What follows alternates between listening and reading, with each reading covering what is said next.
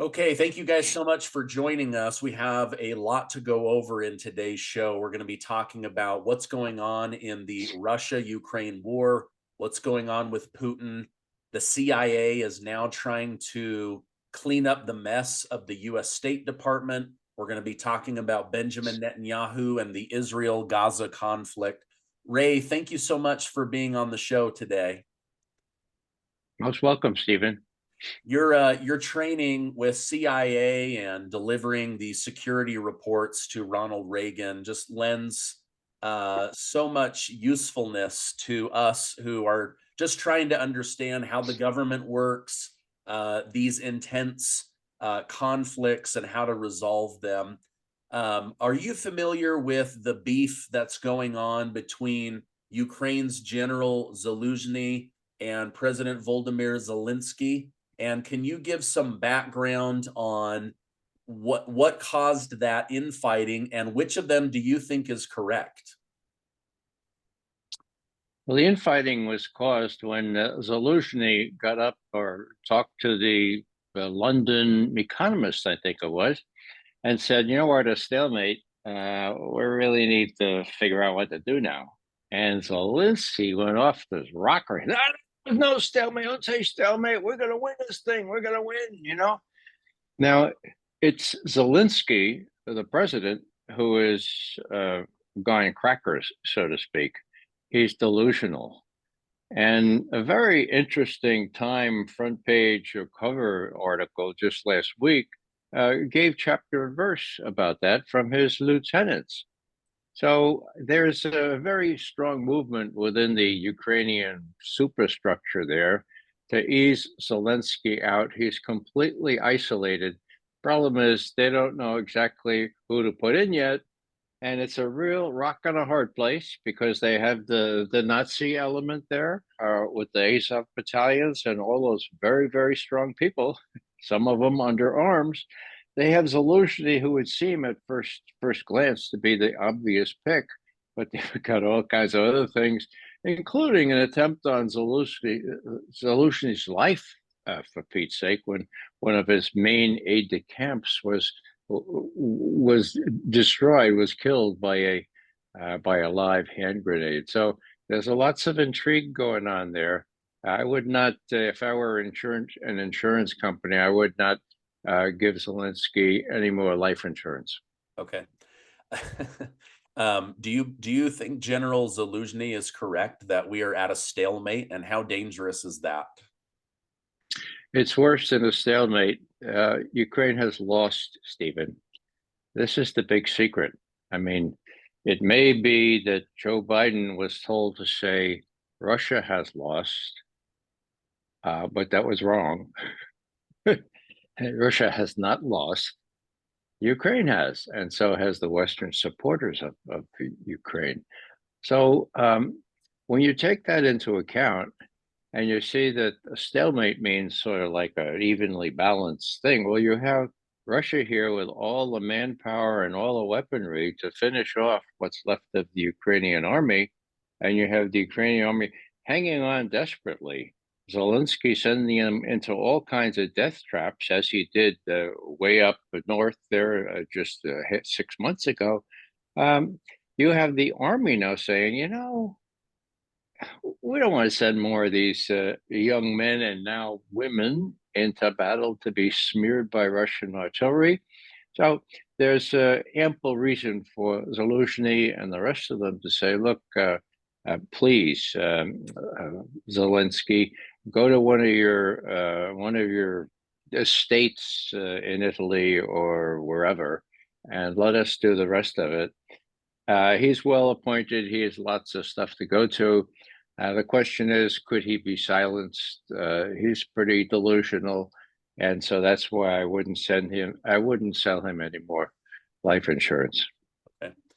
I'm sure you've seen football games where the home team is up 28, 35, 50 points. And at this point, your heart just goes out to the losing team. Even as an underdog, it's harder to root for them because now there's worry about injury and things like that. That's how I see Russia. And I don't want to compliment Russia or Putin. in any way, but they are dominating, they're winning, and they've got another 700,000 people that they could pour onto this country. Do you believe Putin wants to decimate Ukraine, or is he looking for the adults to come forward and end this war? Well, just on your comment on the adults, there aren't any. You know, I go back to Vietnam, and when President Johnson realized he was misled by intelligence and the army in particular, he finally called a group of wise men together. Now, there were such at the time, people who knew not only the politics, but knew about how the military lied through its teeth. And what did he do? Right after this major offensive by Viet Cong troops that the U.S. Army wouldn't even count in their order of battle, right after that Tet Offensive, end of January, early February 1968, they got together and the LBJ said, okay, tell me the real story now. They said, you can't win this thing. Don't give Westmoreland 210,000 more troops. He wants to go up into North Vietnam. Even then, you can't win. You better call it quits. And LBJ in March of 1968 not only called it quits, went to a bombing pause, went to negotiations, and went on the TV on the 31st of March and said, I'm not running again for president. I'm doing this or that. The other thing on Vietnam here, we're not going to reinforce. We're going to sort of tamp that down. Now, why do I say all that? I try to think, where are the wise men now? There aren't any. And there aren't any wise women, too. And so who's going to advise Biden to do the right thing? I think by force of circumstance. I mean, Ukraine is out of ammunition, okay? Ukraine is almost out of manpower. So if Zelenskyy and the others say, look, we recognize this is not really a stalemate, we're going to take it on the chin, maybe you ought to stop now. In answer to your original question, what Putin had in mind, it is a lie to say that he wanted to take over Ukraine. And it's another lie to say, oh, we wouldn't stop there. They had Poland and those Baltic states. I mean, it's crazy. He went in to Ukraine with 90,000 troops, not enough to do anything like take over Ukraine. What did he want to do? He wanted to scare the bejesus out of Zelenskyy. Did that succeed? Yeah. He immediately called for talks. Talks took place in Belarus and then in Turkey. And they came to an agreement to have a ceasefire whereby Ukraine would undertake to be neutral and not join NATO. There was a codicil that talked about what kinds of troops could be allowed in what parts of Ukraine. And it was initialed on the 31st of March, 2022. What happened? Well, the U.S. came and said, look, you may think you can deal with Putin. We're not going to deal with him. If you deal with him, we're out of here and you're left to your own devices. If you turn down that offer, we'll give you all manner of military and political support for as long as it takes. Now, where do I get all this stuff? From Ukrainskaya Pravda, the main newspaper in Kiev, okay? They report that this is the way it went down, literally down. And Boris Johnson came in from UK to say personally to Zelenskyy, look, my American friends have this message for you. Do not sign that agreement. Now, was there an agreement? Yes, there was. Everyone recognizes that, including the Turkish people who were involved in shepherding this thing, including a former Israeli prime minister who was also used as sort of a conduit. So the deal was done, okay? So what was the objective of Putin? His objective was to scare the bejesus out of Zelenskyy. Did that work? Yes, that worked. Was it agreement? Was there an agreement that was satisfactory to Putin and to Zelensky until he was told not to? There was. Does the American people know this story? No. And you know the reason for that. And that's why I take delight in being able to tell this kind of story to the thousands of people who watch your program, Stephen. Yeah. So it became fairly obvious that Biden wanted to run for president again as a wartime hero president. But now, after every prediction that they've made about this war, reassuring the American people that it's a good use of our money, that this spring offensive was going to work, that Putin was sick and on the ropes and Russia was going to lose, the truth has now come out. Can he now run as a wartime hero president, or is this why they're now giving more attention to Israel, because he needs to abandon the weight that's holding him down and move on to the next talking point that might get him reelected? Well, the focus has shifted, and that's very significant, Stephen, as you point out. The question is, will the Russians let Biden down easy? Okay. Now, they have felt diddled. You remember going back to February 2014, when there was a NATO-US orchestrated coup d'etat in Kiev. People that we selected went in there. They said they wanted to join NATO, and they said they wanted to take over the whole country. And of course, Sevastopol, the Russian naval base in the Crimea, was part of that.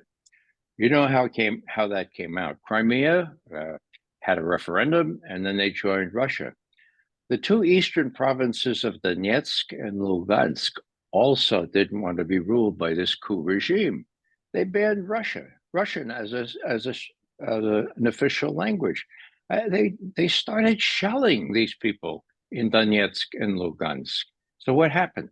They went to Putin, and this is really another thing Americans don't know. They went to Putin and said, look, please take us into Russia. Please do what you did with Crimea just now. What's wrong with us? Crimea asked to be, well, we have a friend, we're sure to want to join you, please. And Putin said, no, niet. Why? Because he was deceived into thinking that the Chancellor of Germany and the President of France would be honest brokers and usher an accord worked out in Minsk, Belarus, whereby there would be a ceasefire, and Lugansk and Donetsk would be guaranteed a measure of regional autonomy within a revised constitution in Kiev. That was the deal. They were the guarantors, the French and the Germans. There were Poroshenko, the president, was in on it, and there were all kinds of observers, even from Lugansk and Donetsk. It was a deal. What happened?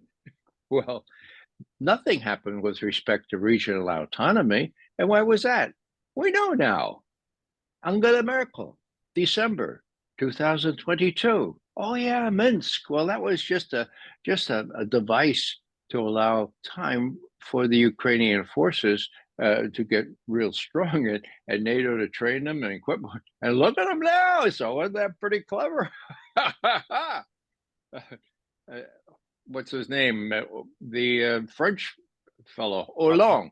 He says the same thing the next month. Okay, so right before Putin sent those troops into Donetsk and Lugansk, he made a big speech, and he said, you know, this is a belated decision. We probably should have done this a lot earlier. My friends, and he knew this, his military people were saying, look, 2014, there is no Ukrainian army worth a damn. So let's finish them up. Let's go in and at least take these provinces and maybe do more. He didn't do that. So where does he stand now? Well, the answer is he's not going to be diddled this time. He has no trust at all in the people with whom he's negotiating. So if there are talks eventually, they will be dealing from an objectively strong a position of strength, and they'll be dictating the terms. Now, will Putin put that off until the elections so that Biden will not be put in a very embarrassing position? I don't think so. I don't think there's enough time before the election for this to avoid a denouement, which shows that, well, that Biden was at least ill-advised to say Russia has already lost, and that his CIA chief was very ill-advised to say, yeah, that's right, Russians have lost. And the ineffectiveness, the ineptitude of the Russian military has been made clear to the whole world. I mean, delusional. There are delusions on both sides of the Atlantic Ocean, not only in Zelenskyy, but in people like Biden, Blinken, Bill Burns, Sullivan. Let me just say one more thing here. When Biden made that great big speech about 3 weeks ago now, if memory serves, he made a big point of saying, you know, we are the indispensable. We are the leader of the world. We are the exceptional country. We have to lead. Madeleine Albright has said that in when she was in. Now, Madeleine Albright, of course, was a UN mission head and then Secretary of State under Bill Clinton. And she did have this attitude. She was the daughter of emigres from Eastern Europe. And she said, you know, the US really can work its will in any way. And so when she was asked after 500,000 children under the age of 5 in Iraq had died because of US sanctions in the early 90s, okay? She was asked by Leslie Stahl on camera, Secretary Albright, 500,000 children killed. Do you think it's worth it? And without batting an eyelash, Albright said, yes, we think it's worth it. And she tried to explain. 500,000, because we can do this, because we're the exceptional country. She was the one that coined the word indispensable nation. So what's my point here? My point is that Biden has sort of assimilated that into his thinking. Is it delusional? It is, because no more is that the case. But they think they can work their will elsewhere in the world.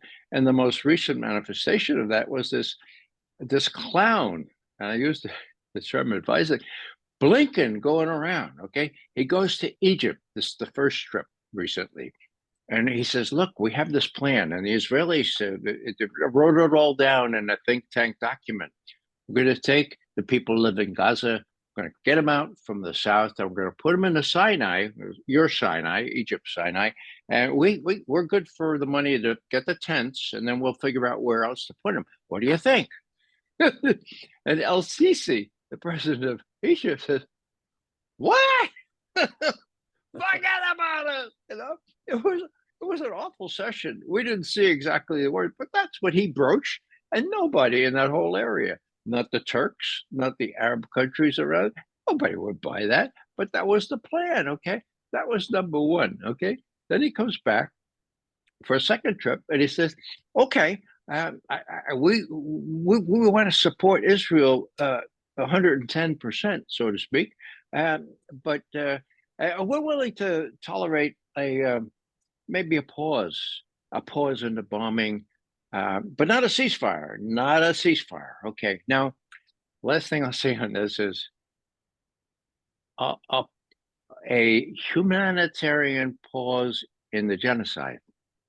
See, when we're talking about genocide, it's a textbook case when you starve people out, where you cut off the water and the electricity and you try to force them out of their country.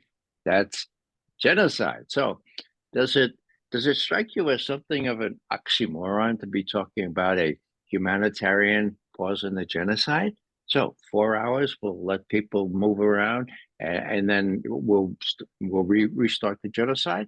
I mean, the world has gone crazy. I think the UN may be able to play a constructive role here, despite the US veto. The General Assembly is up in arms. very much against what's going on in Gaza. Yeah.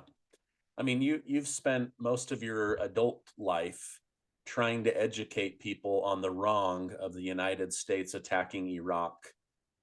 Is Israel doing the right thing, trying to eliminate Hamas, or is the level of innocent civilian body count going to draw too much, global political heat on Israel? I mean, outside of the United States, they are the bad guy now because of the way that they're going about this. The international law, the United Nations, as you mentioned, are they possibly walking into the same mistakes the United States made with Iraq? Well, they are. It's just that they don't realize it. They think that if the United States believes it's exceptional and indispensable, and they're hitched onto the United States, they can do what the hell they want to do. And if that means ethnic cleansing, if that means collective punishment, if that means genocide, as long as Tony Blinken says, I have to tell you that when he was in his second trip there just last week, they were asked him about a ceasefire, not a little humanitarian pause, but a ceasefire, and he said, "No." This is a quote: "The Israelis told us that this is not acceptable, and we accept and we support the Israelis completely on this." So the Israelis told us this is not acceptable. Now, Tony Blinken is not an honest broker. He thinks that U.S. support for Israel will help Israel prevail.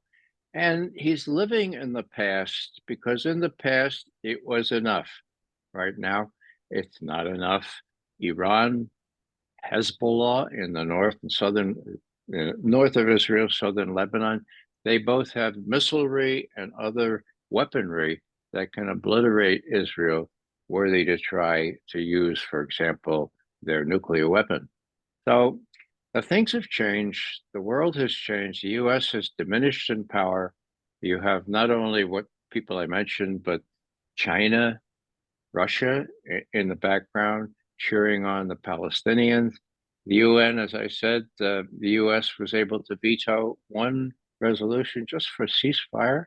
I mean, what a disgraceful thing that was. But they're not going to be able to prevail for very much longer. The question, Stephen, the thing that keeps me up at night is Erdogan in Turkey, the leaders of Iran, Shia for the latter, Sunni for the former, they're together now. We've drawn, the Israelis have forced them together. Each of them aspires to be the leaders of the Islamic world. And then you have all the other Islam countries around Israel. Now, will there come a point where the genocide continues? Let's say it's not only 5,000 children under the age of 5, as opposed to Madeleine Albright's 500,000. Maybe it becomes only 100,000 children under the age of 5 decimated, killed by this onslaught in Gaza. Is that enough? Will Hezbollah feel that it has to use its weaponry in southern Lebanon, which can wreak havoc in Israel and elsewhere? Will Iran enter? Now, I think, and I hope, and I pray that both of those folks, the Lebanese, Hezbollah, and the Iranians, realize that they have powerful economic methods to influence this thing. Back in 1973, which was the first and the last time the Arabs really threatened Israel, there was the oil weapon. I remember, you probably remember if you were old enough at the time, sitting behind the wheel waiting for 3 hours to get a half a tank of gas at $12 a gallon. Doesn't seem much in Europe, but it was here, okay? So they have those economic things that they can employ And I don't think the U.S. sort of recognizes that. So these are things that come into play. And I just hope that they don't rise to the bait. I mean, each one of our aircraft carriers, the USS Eisenhower and the USS General Ford, Stephen, you probably know that they are 3 football fields, even 3 soccer fields long. Okay. You talk about a target. I mean, McGovern could hit that target with an M1, for God's sake. So are they bait?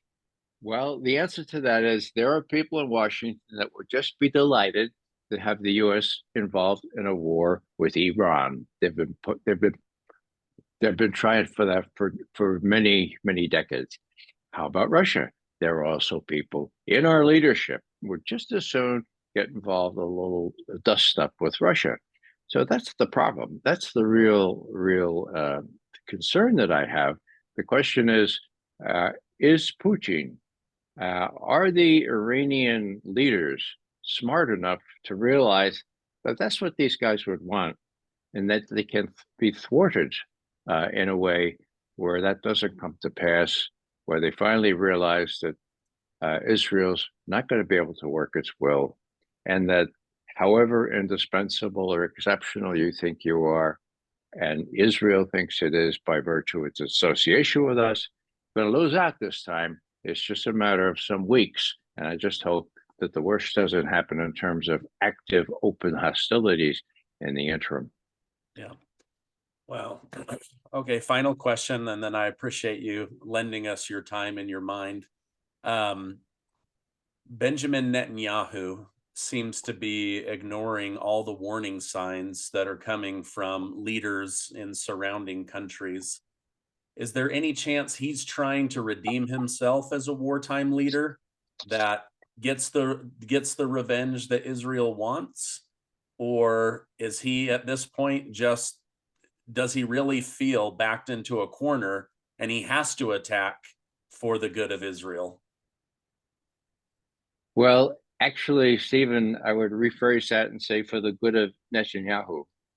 Okay. He's got a deep personal stake in this. He is discredited by most Israelis for having been responsible for the lax security that allowed Hamas to do those dastardly deeds in southern Israel on October 7th. It was his fault. He was the one that said, no, take those troops there and put them up in the West Bank or wherever they were, okay? So not only that, but if he loses his position in the Israeli government, the chances are he could end up in jail. And so could his wife. I mean, hello, they've got the goods on them. That's why you try to fix the judiciary so they could end run around that. So you put these things together, where Netanyahu's figures he's got to win, okay? And with the support he's got from Blinken so far and ad referendum, President Biden, he thinks he can. It's illusory. He can't. He can no longer win. He can no more win than Zelenskyy can win in Ukraine. So this is going to all come crashing down in an election year. Now, what does that mean? Well, as we know, most of the people in our Congress are 110% behind Israel. Most of the American people have enough access to alternative sources of information now that they're against what Israel is doing right now. The pressure is building. Even the New York Times and the Washington Post are putting front page photos showing these poor Palestinians trying to trek out of the northern part of Gaza into the south and worse, okay? So what's that mean? Well, it means it's very volatile. And unless somebody talks some sense into Biden, it could come to a very bad end, as the Chinese like to say, because the stakes are so high, not only for Netanyahu politically and personally, but also for this fellow named Joe Biden politically and personally. And I just tie this up with this note. We all know about Hunter Biden's laptop, right? So that emerged when Hunter forgot to pick it up at the at the laptop repair shop. Okay, the laptop repair guys gave it to the FBI. So the FBI had it almost immediately. They also gave it to Giuliani or something like that, and that was enough so that it could be discredited. I gave it to Giuliani. No, this laptop repairer gave it to the FBI as he should have in the first instance. So the FBI had it right away. So we're talking, what, September or so of 2000 and 2020. Okay, so what happens? Well, we know from leaks that was one of the not only scurrilous stuff about Hunter Biden, but evidence that he and Daddy and brother Jim and whoever else is named Biden got a lot of money from pandering, from using Joe's position, and the president himself probably got some of that. Now we have court testimony. No, so what am I saying here?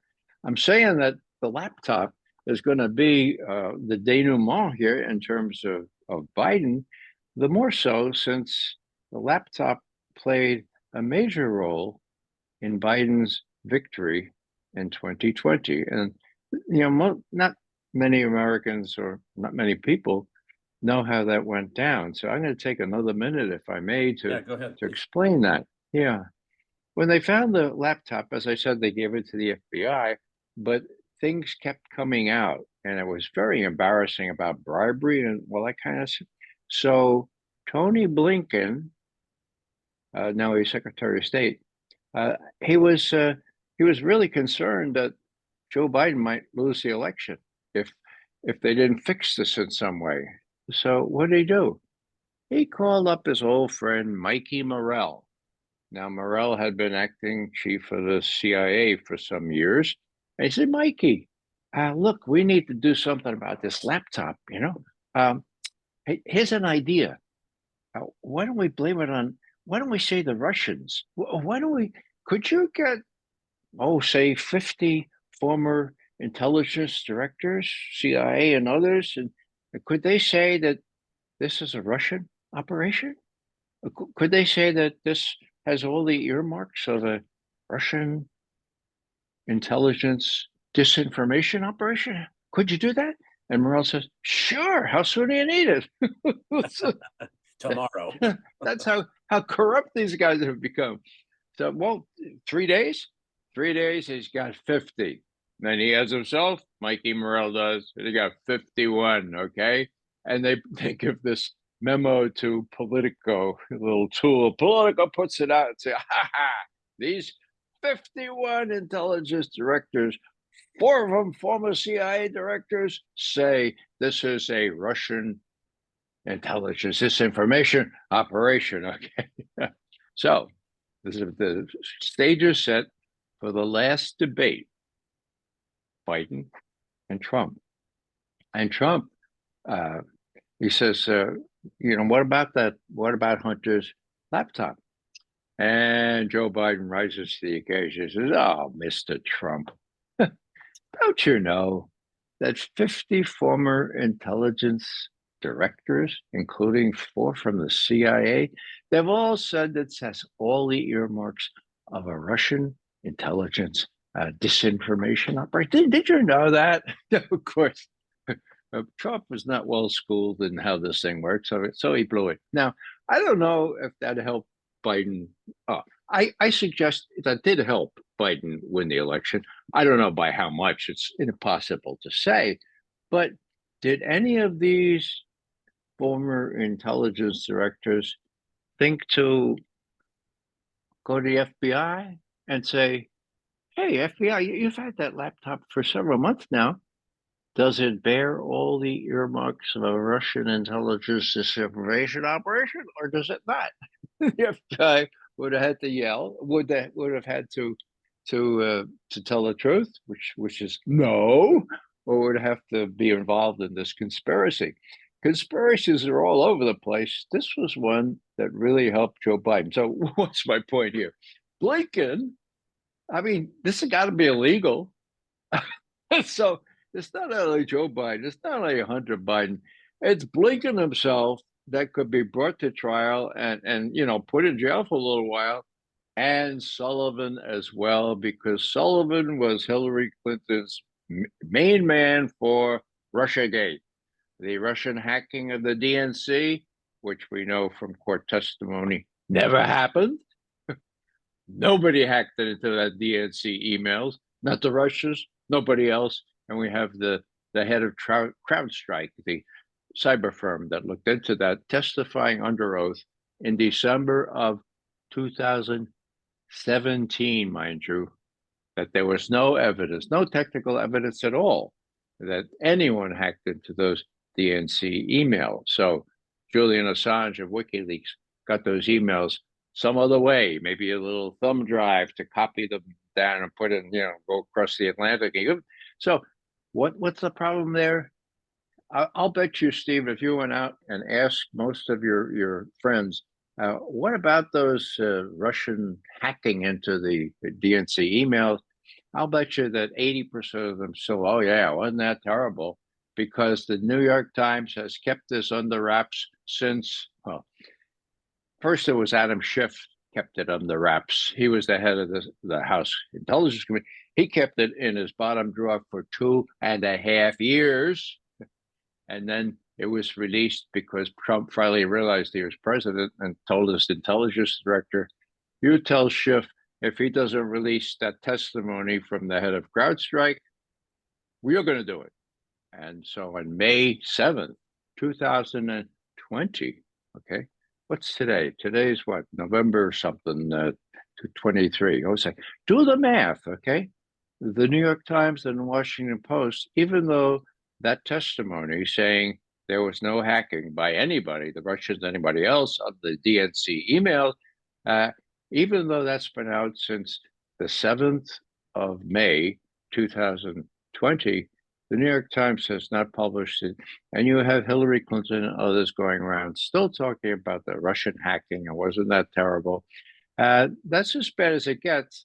And that's why your program and other people in alternative media are such a hope for me to get some truth around so that we can act like citizens and elect the right people this coming round.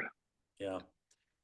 Hillary Clinton just called Trump Hitler on The View. She said he's as bad or worse than Hitler. I mean, she literally almost caused a civil war in the United States. She pulled a Hitler move, badmouth the enemy so that you can win an election. I mean, like whatever they say Trump's doing, they're doing, right? Like, oh, he's in bed with Russia. Just kidding. It's the Bidens in bed with Ukraine. He's taking money from China. Just kidding. It's the Bidens taking money from China. I mean, it's getting so crazy. And yet you're right. I talk to people, I talk to family, I talk to friends. They still believe that Trump is in bed with Russia. They still believe that story, even though it's been discredited. It's insane to me.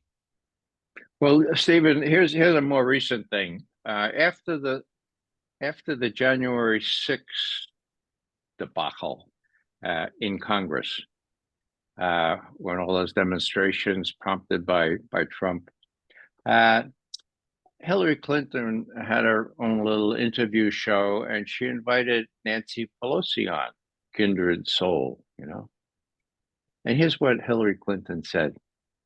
I would love to know what Putin was telling Trump to do that day. I'd just love to be in on the conversations that Putin was having with Trump that day, because he was sure to be involved. And Nancy says, oh, yeah, we ought to have an investigation into this. Of course you should, says Hillary, and make sure you explore this aspect of the telephone calls that Trump must have been getting from Putin to tell him what to do. That's on the record. I have the tape, for God's sake. Yeah. The problem is that with the help of this guy Sullivan, that was her chief campaign advisor, they made that stick in the heads of American people. You know, when another word on this, people should know the chronology here. Julian Assange of WikiLeaks said, I think it was in mid-June 2016, I have emails related to Hillary Clinton, and I'm going to publish them as soon as we process them. Whoa, what happened? Next thing you know, a hue and cry goes up. The Russians gave emails from the DNC to Julian Assange, and he's going to publish them. Okay, so already it was the Russians. Why? Two reasons. One is, what did those emails show? They showed that Hillary Clinton and the DNC had stolen the nomination from Bernie Sanders, who was the much stronger contender. They tipped the playing field, so Bernie didn't have a chance. And he didn't have the guts. He didn't have the guts to contest it. Okay, that's what they showed. So, what's the first thing is to divert attention from that. The Russians did this. Why did the Russians do this? Why? Nobody looked at what the emails said, right? And then, of course, it was real easy to blacken Trump by saying he was involved with the Russians. Hillary, again, was directly involved in this. We know this from court testimony. Remember the Alpha Bank scandal, where people in Trump's organization were in touch with Alpha Bank, and we had technical evidence to prove it? Who approved that? Hillary Clinton. When was that? October 2016. Was it a lie? A complete fabrication. They hired these techies to try to figure out how to make this work, and the techies themselves said, "Oh, this smells to high heaven. Other techies are going to be able to discover it in about 3 days." 3 days? That's okay. The election is in 3 days. So you talk about corruption, There's corruption all over the place. We need to take charge of this. And when people say there aren't enough of us, what I hearken back to, Stephen, is the words of Cesar Chavez, the great organizer, the labor organizer. He used to talk to his lieutenants there in California, say, look, here's an idea. Let's boycott a grape boycott. How about that? And they would invariably say, can't do that. So why not? There aren't enough of us. And Cesar would always say back to them, there are enough of us, but nothing's going to happen if we don't do action. And that's the time has come for that. A lot of my friends are standing up and challenging Congress people, senators. There was a wonderful march just 2 days ago to Chuck Schumer's house in Brooklyn. So Hillary Clinton has been not heckled, just asked questions to which she will not answer in public. So this is us. As long as we have the freedom to do that, and there's a question, we have to do it before it's too late. Sorry for the little homily here.